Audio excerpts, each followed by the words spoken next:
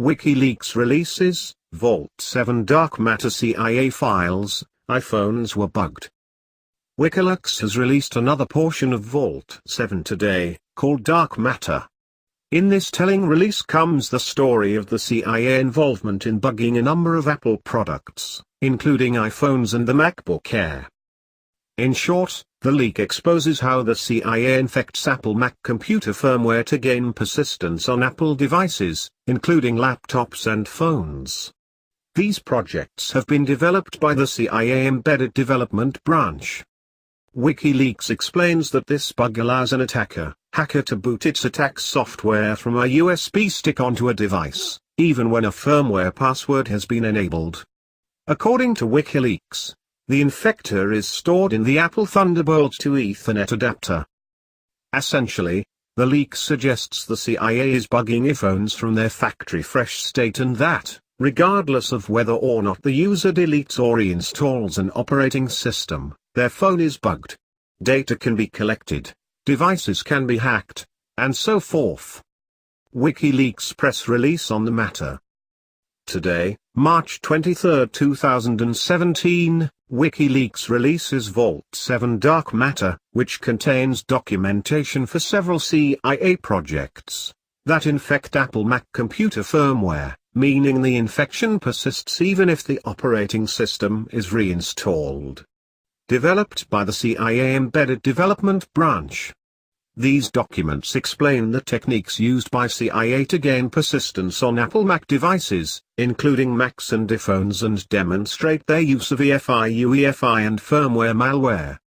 Among others, these documents reveal their sonic screwdriver project, which, as explained by the CIA, is a mechanism for executing code on peripheral devices while a Mac laptop or desktop is booting, allowing an attacker to boot its attack software, for example from a USB stick even when a firmware password is enabled. The CIA's sonic screwdriver infector is stored on the modified firmware of an Apple Thunderbolt 2 Ethernet adapter. Dark Sea Skies is an implant that persists in the EFI firmware of an Apple MacBook Air computer and consists of dark matter, CP, and night skies, respectively EFI kernel space and user space implants. Documents on the Triton macOS X malware, its infector Dark Mallet, and its EFI persistent version DareStack are also included in this release. While the DareStack 1.4 manual released today dates to 2013, other Vault 7 documents show that as of 2016 the CIA continues to rely on and update these systems and is working on the production of DareStack 2.0.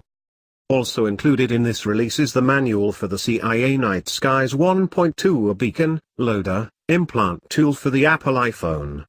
Noteworthy is that Night Skies had reached 1.2 by 2008, and is expressly designed to be physically installed onto factory fresh iPhones. The CIA has been infecting the iPhone supply chain of its targets since at least 2008.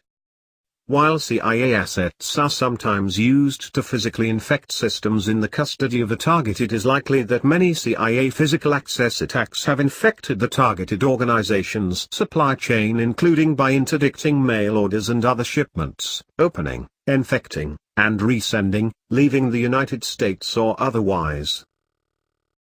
Why does this matter? We are learning the truth about what government agencies are doing behind the backs of citizens and without their approval. While it can be argued that these measures are taken for the sake of national security, there is much more at play here, and as Edward Snowden has always stated, the public deserves to know, and we all should decide whether or not this is right. We are in a time when we are learning a great deal about the true workings of our world and governments, and the more we learn, the more questions we have, and rightly so. There is an inconvenient truth, if you will, that humanity is faced with and must begin to work through, and that is that we do not determine who is elected to our governments like we might think. Our governments are not who we think they are and do not have our best interests at heart. We must accept this truth, because that is the only way we can begin to change our world and start creating one where humans can thrive. We have the capability to do so, But we must first take the manipulative forces out of the equation. Awareness of what is really going on is that first step. News stories like this help us begin asking those big questions that lead to understanding what's really going on and then effecting change.